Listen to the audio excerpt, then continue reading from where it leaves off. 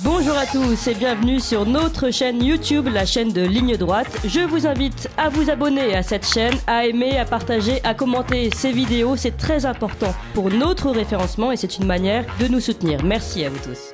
Et Charles Péguy recommandait de regarder la France comme si on n'y était pas. Et c'est ce que fait Richard Verly, journaliste franco-suisse au journal Blink. Un recul indispensable qui permet une véritable vue de haut sur notre pays. Et vous écrivez La France contre elle-même, de la démarcation de 1940 aux fractures d'aujourd'hui aux éditions Grasset. Et dans votre livre, donc, vous reprenez cette phrase de Raymond Aron. L'esprit dans lequel ce livre a été écrit est celui d'une politique rationnelle, sévère pour un système et amicale pour un peuple. Il vaut pour sa franchise et sa bonne foi. Alors, vous critiquez la France parce qu'au fond, vous avez un attachement viscéral pour elle. Oui, évidemment, et parce que, d'abord, comme correspondant étranger, vous savez, si les correspondants étrangers, on a l'habitude de le dire, restent si longtemps en France, pour ma part, j'y suis depuis 2014, c'est parce qu'il y a des attaches particulières qui se nouent et parce que le spectacle français est en permanence, je dirais, passionnant. On l'a bien vu hier avec les législatives. Donc, il y a beaucoup de choses à raconter, aussi par mon itinéraire personnel, puisque j'ai grandi en France, en l'occurrence pas loin de la ligne de démarcation, et c'est ce qui explique largement ce livre. Et moi, je voulais juste revenir sur deux contemporains, un Français et un Suisse, qui sont deux mystiques politiques du XVe siècle. Il s'agit de Sainte Jeanne d'Arc et de Saint Nicolas de Flux, que vous connaissez. Donc Saint Nicolas de Flux, qui était un moine ermite, saint patron de la Suisse, et son art de la méditation et de la médiation, je veux dire, et son sincère amour de la paix, ont fait de lui un conciliateur, un des principaux unificateurs de la Suisse, tandis qu'au même moment, la sainte patronne de la France, Jeanne d'Arc, Sainte Jeanne d'Arc, autre mystique politique, boutait les Anglais hors du royaume de France. Alors, est-ce qu'il y a, dans cette distinction entre ces deux personnages politiques, l'origine même de la différence de la vision politique de la France et de la Suisse, dès le XVe siècle ? Alors, je ne savais pas que vous alliez opposer Nicolas de Flux et Jeanne d'Arc. C'est pas une opposition. Effectivement, on pourrait voir les choses ainsi. Je crois quand même qu'il faut toujours rappeler que la politique, l'identité politique de chaque pays, l'ADN politique de chaque pays est largement dépendant de ses conditions géographiques et historiques. Si vous voulez, la Suisse est un pays enclavé, elle est née finalement, c'est un peuple de montagnards, né d'une résistance, la résistance aux Habsbourg autrichiens, et qui au fil de l'histoire a su trouver du côté français notamment, plus tard avec Napoléon, une alliance ou en tout cas un appui qui a permis à la Confédération de naître au Congrès de Vienne de 1815. Donc je crois qu'on ne peut pas isoler le tempérament suisse que vous dites porté vers la négociation et vers la paix des conditions géographiques. À la différence de la France, qui est ouverte avec un grand littoral, donc ouverte à la fois aux tentatives d'invasion, ouverte aux influences extérieures, et qui par conséquent s'est construite différemment avec un État, on le sait, qui a petit à petit constitué la nation française. Donc décentralisation extrême d'un côté, la Suisse, centralisation extrême de l'autre. Pour moi, si je devais faire une différence, ce serait celle-ci. Et pour rentrer maintenant dans votre livre, vous êtes persuadé, et vous le montrez à travers votre livre, qu'on ne peut pas comprendre le malaise français, parce que votre livre raconte d'abord le malaise de la société française aujourd'hui. On ne peut pas la comprendre si on ne comprend pas et on ne parle pas de ce qui s'est passé pendant la période de 1940 à 1944. Et vous dressez toute une série de parallèles entre la situation de 1940 et celle d'aujourd'hui. Notamment, vous commencez par cette incompréhension entre le peuple et ses représentants. Et ce qui est intéressant, c'est que vous parlez à la fois aux sénateurs et aux gilets jaunes, et vous en parlez totalement de manière dépassionnée, les deux côtés, et donc vous essayez de comprendre vraiment, alors que on a tendance en France à avoir cette tendance du clivage où chacun défend son camp et on essaye assez peu de négocier, et vous essayez de comprendre les deux en fait. Oui, alors l'avantage de cette enquête, qui est une enquête à la fois historique et politique, j'ai suivi donc les 1200 km de la ligne de démarcation qui traversait la France en 1940, ce qui m'a amené à passer notamment à Vichy, pour les raisons que vous imaginez, à rencontrer le sénateur dont vous parlez, Claude Malhuret, à rencontrer aussi des gilets jaunes de cette ville. Il y a ces mots très durs, je hais donc je suis, et pour lui les gilets jaunes, leur mantra c'est je hais donc je suis. Voilà, il reproche ça aux gilets jaunes, et d'ailleurs à l'époque, vous vous souvenez, les déclarations de Malhuret étaient un peu, faisaient la une, elles circulaient sur YouTube, etc. Non, je crois l'avantage de ce fil rouge historique, c'est qu'il m'a permis d'aborder tous mes interlocuteurs, au fond, avec une question supposée dépassionnée. C'est-à-dire, je ne les ai pas abordés sous le prisme de l'actualité, je les ai abordés sous le prisme de l'histoire. Quelquefois d'ailleurs, quand il s'agit des Gilets jaunes, c'est moi qui leur apprenais des choses sur la ligne de démarcation. Et quand vous arrivez chez les gens avec ce fil historique, finalement, vous éveillez en eux un certain nombre d'interrogations qu'ils ne se posent pas dans le feu de l'action. Et c'est ça, je dirais, l'avantage de ce fil rouge que j'ai choisi. L'autre avantage, c'est de réaliser que la ligne de démarcation, qui est véritablement le symbole d'une fracture. Jamais la France n'a été autant divisée qu'à ce moment-là, puisque d'un côté, au nord, vous étiez occupé par les Allemands, de l'autre, il y avait une fiction de souveraineté française qui était celle du maréchal Pétain. Et passer cette ligne, c'était une question de vie ou de mort. Dans beaucoup de cas. Eh bien, à ce moment-là, vous réalisez que certes, et je le répète toujours, il y a eu à cette époque un contingent de salauds, et il y en a toujours dans les périodes de guerre, et la France n'y a pas fait exception, mais il y a eu aussi énormément de solidarité. Donc cette ligne de démarcation a finalement été un lieu de passerelle, un trait d'union. Et c'est ça qui est intéressant au regard de la situation d'aujourd'hui où on voit cette France fracturée. Et ce que j'essaye de répéter, c'est que certes, il y a des fractures en France au pluriel, plusieurs ouvrages en ont parlé de manière très élaborée, et il faudrait peut-être focaliser sur les passerelles. Et c'est seulement en focalisant sur les passerelles qu'on s'aperçoit qu'en fait, le pays n'est pas voué à disparaître. Je rappelle juste, parce que vous en parliez juste avant au micro, qu'une des raisons qui m'a aussi poussé à faire ce livre, c'est la campagne d'Éric Zemmour, mais pas la campagne présidentielle, la campagne qu'il mène depuis plusieurs années dans ses livres sur le thème « La France va disparaître » ou « La France peut disparaître ». Et moi, j'ai essayé de répondre, est-ce qu'en 1940, elle a disparu ou elle aurait pu disparaître? Eh bien non, elle n'a pas disparu. Ça prouve qu'elle est sans doute plus solide, la France, qu'on ne le croit. Et vous parlez de la dépossession et vous critiquez Éric Zemmour qui parle de cette dépossession aussi, mais notamment vous parlez des agriculteurs qui pour vous sont asservis à la modernité et qui sont donc aussi dépossédés de leur souveraineté. Écoutez, moi je vois dans les résultats d'hier une illustration, alors c'est comme ça, je ne sais pas s'il faut s'en réjouir ou s'en désoler du titre de mon livre, La France contre elle-même. Ce que vous dites des agriculteurs, c'est très juste. Regardez le vote de Marine Le Pen, regardez, et ça j'essaye de le voir vu de l'étranger, même si la Suisse est un pays voisin. C'est au fond quand même le résultat d'une normalisation extrême. C'est Marine Le Pen qui était vue il y a encore quelques années comme une destructrice potentielle de la République, c'était quand même l'image qu'elle avait, légitime ou non, elle est maintenant vue comme quelqu'un qui unit les Français et qui leur prête secours. Je l'ai appelée dans un article que j'ai fait ce matin, la petite mère du peuple. C'est un peu l'image qu'elle a maintenant. Eh bien, pourquoi ça? C'est parce qu'elle a su répondre, aussi par son comportement physique, par son attitude, par sa présence durant la campagne, à ce sentiment d'abandon, de dépossession, qui est celui aujourd'hui d'un certain nombre de Français, dont ces populations rurales. Vous avez remarqué que le Rassemblement national fait de très bons scores dans les zones rurales. Dans cette diagonale du vide. Absolument, parlez, parce que quand vous êtes abandonné, eh bien, vous appréciez la main tendue, l'attention, et une attention en plus dans le cas de Marine Le Pen, et ça a peut-être été son génie du moment, qui n'était pas médiatique, qui était souvent hors des caméras, près des gens. Dans la presse quotidienne régionale, effectivement, mais pas dans les grands médias. Exactement. Et ça, je crois que ça correspond pile de ce point de vue-là. Elle a eu un flair politique. Elle a compris que c'est là que ça se jouait. Alors que Éric Zemmour, donc là on parle de ce camp que moi je décris de national-populiste, Éric Zemmour, lui, était sur des thématiques nationales qu'on connaît, la disparition de la France, etc., mais qui ne sont pas des thématiques qui parlent nécessairement aux gens qui se sentent abandonnés.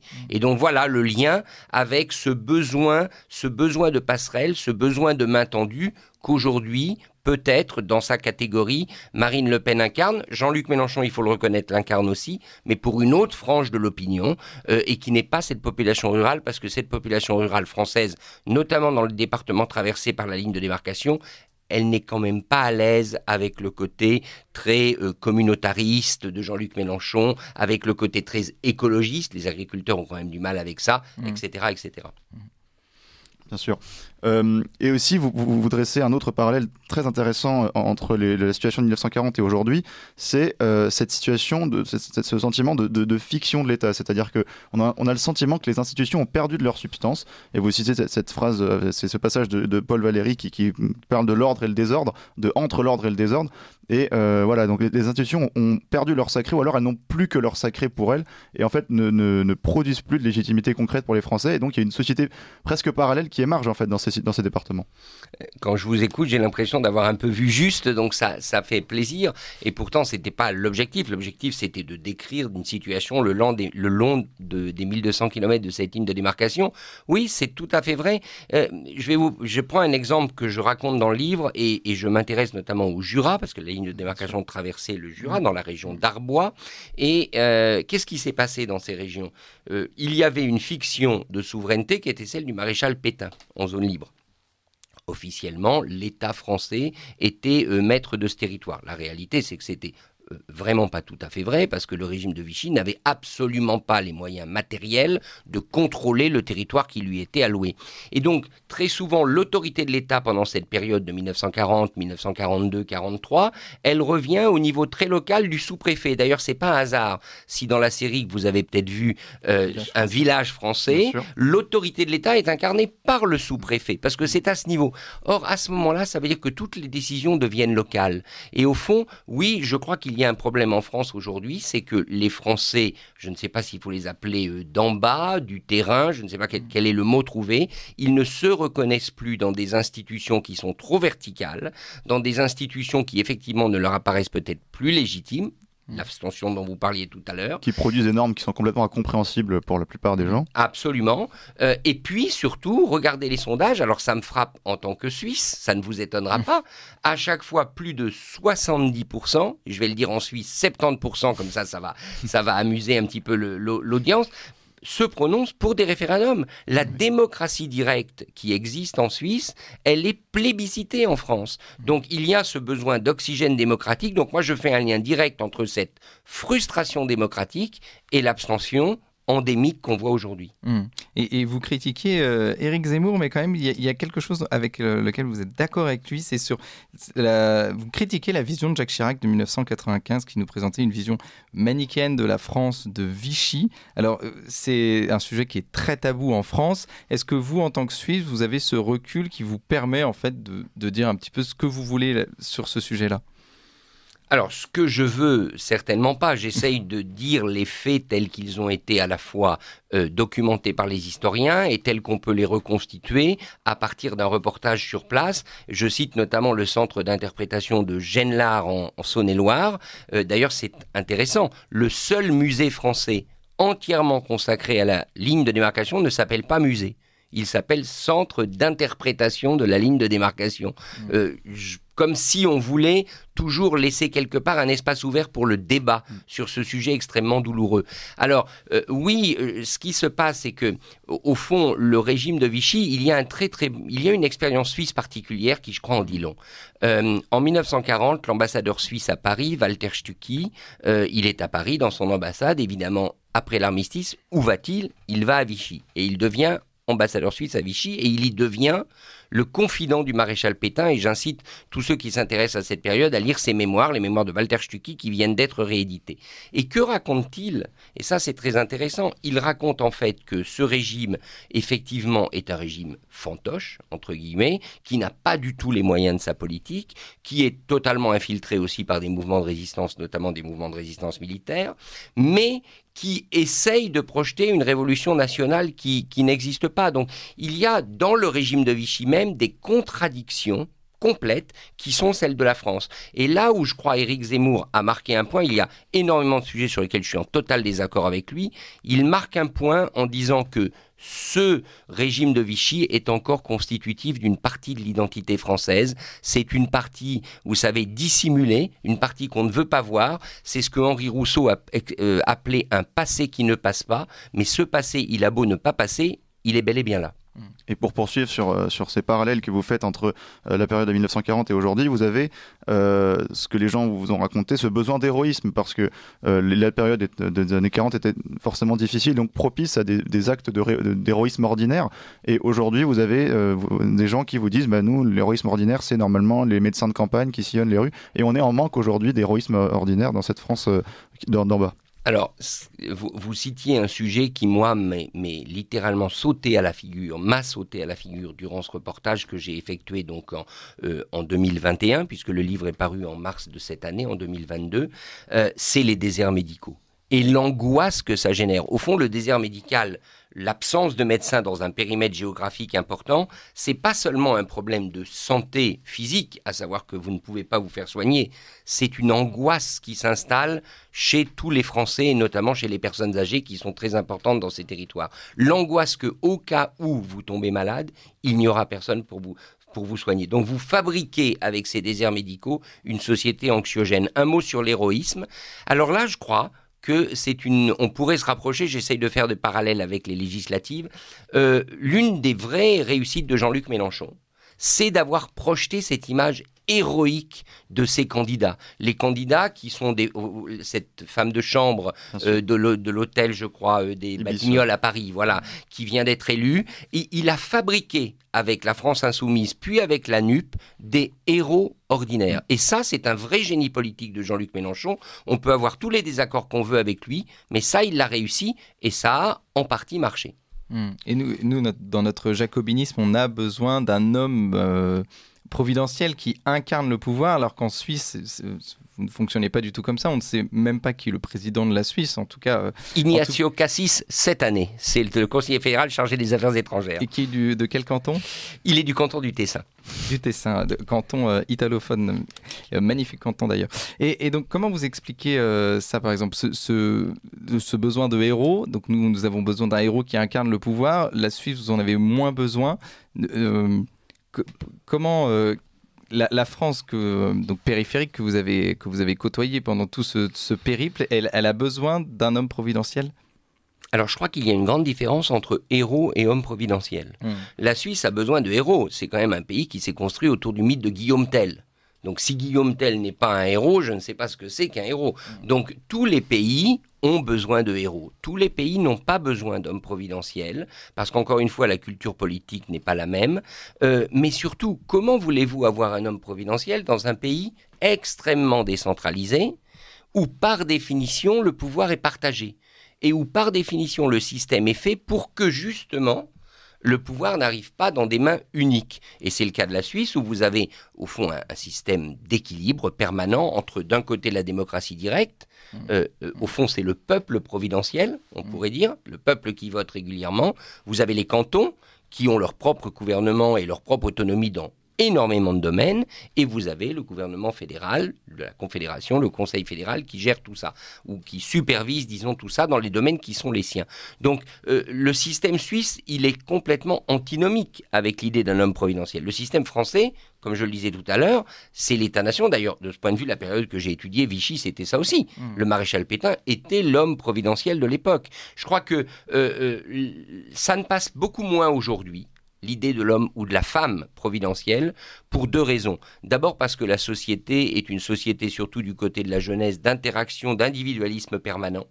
Donc cette idée de s'affilier à une personnalité, ça marche quand même beaucoup moins sur le plan politique, ça marche peut-être du côté des influenceurs, etc., mais beaucoup moins du côté de la politique, chez les jeunes. Et la deuxième raison fondamentale, c'est que l'homme providentiel, il a besoin, ou la femme providentielle, je répète, il a besoin d'être porté par l'histoire. C'est-à-dire que vous n'avez pas un homme providentiel qui jaillit sans une vague historique. Or, en ce moment, la vague historique, elle est quand même compliquée, on est dans une période tumultueuse. Et donc, 2017 l'a prouvé, Emmanuel Macron était perçu par une bonne partie des Français comme providentiel, et c'est quand même à la fois largement peut-être ses erreurs personnelles, politiques, mais c'est aussi les circonstances qui ont petit à petit détruit ce mythe, et aujourd'hui, le réformateur Macron d'hier est devenu le conservateur d'aujourd'hui. Je voudrais juste revenir sur une remarque que vous faites à la fin de votre livre, quand vous parlez du pass sanitaire et de toutes les mesures sanitaires.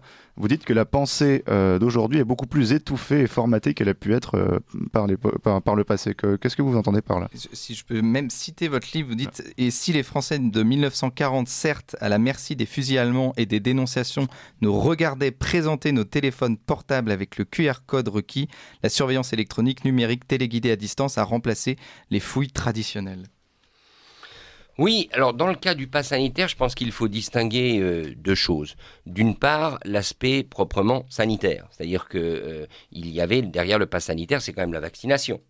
C'est ça. Donc je ne remets absolument pas en cause la vaccination et les vertus de la vaccination. Ce que je conteste, ce que je constate et ce qui m'inquiète en revanche, c'est que est venu se greffer sur cette vaccination et sur le besoin de se faire vacciner, est venu se greffer réellement une surveillance électronique. C'est évident.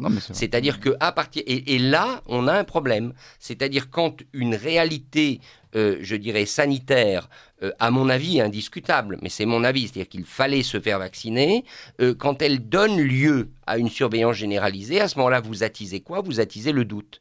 Parce qu'il y a des gens qui doutent de la vaccination. Moi, je pense qu'ils ont tort. Mais eux, ils doutent. Mais si, en plus, vous les surveillez électroniquement, vous leur donnez des tonnes de raisons de douter parce qu'ils se disent que, en fait, vous ne voulez pas le pass sanitaire pour les vacciner, mais pour les contrôler. Et c'est tout le problème de la société d'aujourd'hui, où quand vous multipliez les éléments de surveillance électronique, eh bien, vous entraînez des rébellions et des résistances. Vous dites quand même la société française de 1940, sous la botte nazie, était finalement une société assez poreuse, quadrillée mais pas étouffée. Peu d'informations circulaient, la bataille des ondes était celle de la propagande, mais la pensée était moins formatée. La pensée était moins formatée qu'aujourd'hui. Oui, mais là, c'est l'histoire et c'est l'époque.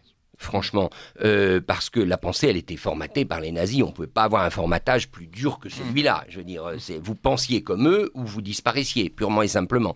Mais l'époque était une époque, j'allais dire, de plus grande liberté, parce que électroniquement, techniquement, on ne pouvait pas contrôler à ce point les faits et gestes d'une population. On ne pouvait les contrôler que par les méthodes traditionnelles, c'est-à-dire militaires, avec un pistolet au poing, etc. Donc oui, je pense que le paradoxe, c'est que cette période était une période de liberté. Mais c'était aussi une période d'espoir. Vous savez, moi, une chose qui m'a le plus marqué le long de cette ligne de démarcation, j'ai malheureusement rencontré très peu de survivants parce qu'ils sont âgés maintenant. Ils ont 93, 95 ans, mais j'ai beaucoup compulsé d'archives de leurs témoignages. À chaque fois que vous leur demandez qu'est-ce que vous retenez de cette période, ce sont des gens qui ont été passeurs ou qui ont résistants, etc.